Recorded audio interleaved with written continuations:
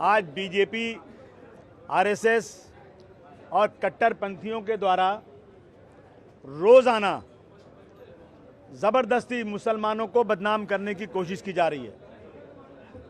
कभी लव जिहाद के नाम पर, मेरे पास कई सौ नाम है जो मुस्लिम लड़कियों ने हिंदुओं से शादी किया है और वहाँ एमएलएज ने जाकर बधाई दिया हिंदू बच्चों को, तुमने शादी किया। मेरे पास एक लेटर है जिसमें लिखा हुआ है कि 10 लाख मुस्लिम लड़कियों को बेटी बचाओ बहू लाओ के नाम से मुसलमानों को लाना है। हम नहीं चिल्ला रहे हैं, 18 साल की उम्र के बाद जिसकी जो मर्जी हो करे, हमने कभी नहीं चिल्लाया इसके खिलाफ।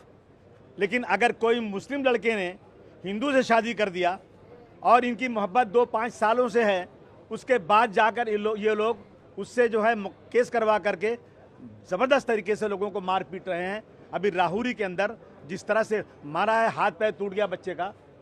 एक लड़की, एक औरत जो मैथ और साइंस पढ़ाती थी उसको और घर में ट्यूशन करती थी, जो लड़की 1 साल पहले 5 दिन के लिए सिर्फ वहाँ आई थी, उससे एक स्टेटमेंट दिला करके ये धर्म परिवर्तन करती है और उसको जो है जेल में भेज दिया गया। ये जो है देश में रोज़ाना कोई न कोई बहाने से नफरत फैलाई जा रही है।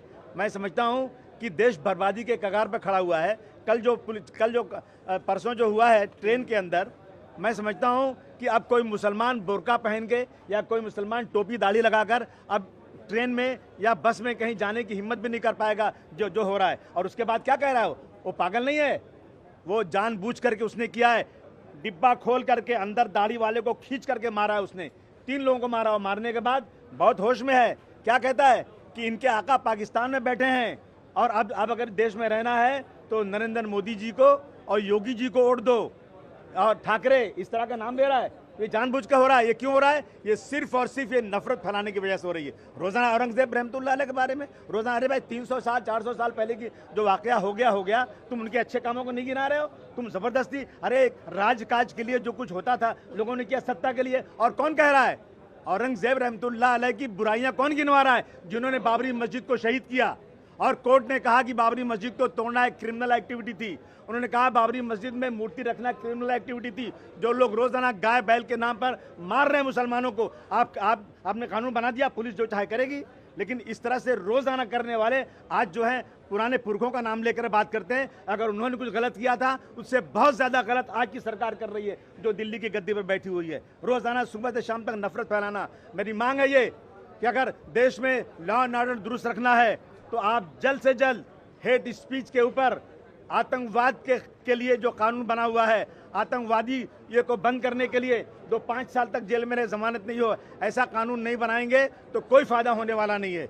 चौहान जो टीवी वाला है उसके ऊपर 1800 केसेस हैं, उसके बाद भी रोजाना बोलता फिर रहा है। राहुरी में 5 अगस्त को ये लोग चारों तरफ से जमा हो रहे हैं। जिस गांव में 10-15 मुसलमानों के घर है और 20-25 हज़ार नॉन मुस्लिम के घर हैं, वहां उस मुसलमान के घर को बिना वजह से झूठ की बुनियाद पर उसका बाजार से सामान खरीदना, उसके यहाँ जाना आना सब बाइकाट कर दिया है। ये नफरत है। ये आम आदमी जब इस चीज़ को देखता है तो समझता है कि रियल में मुसलमान गद्दार हैं और वो जो है मुसलमानों के खिलाफ खड़ा होता है। कोई बंदूक लेके मारता है, कोई सड़क पर लड़ाई करता है, कोई जो है गाड़ी को पलटी करके मार देता है। ये देश में चल रहा है। हाँ, नीतीश राणे ने गद्दार बोला। हम मुसलमानों ने इस देश के लिए बहुत बड़ी कुर्बानी दिया है। अब हिस्ट्री उठा के देख लीजिए, आज़ादी की लड़ाई में कितनी बड़ी कुर्बानी। वो हमको गद्दार बोल रहे हैं और गद्दारों का साथ देते हैं जिन्होंने गांधी जी का कत्ल किया। उसकी फोटो लेकर घूमेंगे आप। बोलो। लोकशाही मराठी ऐका, पहा, जागरूक रहा।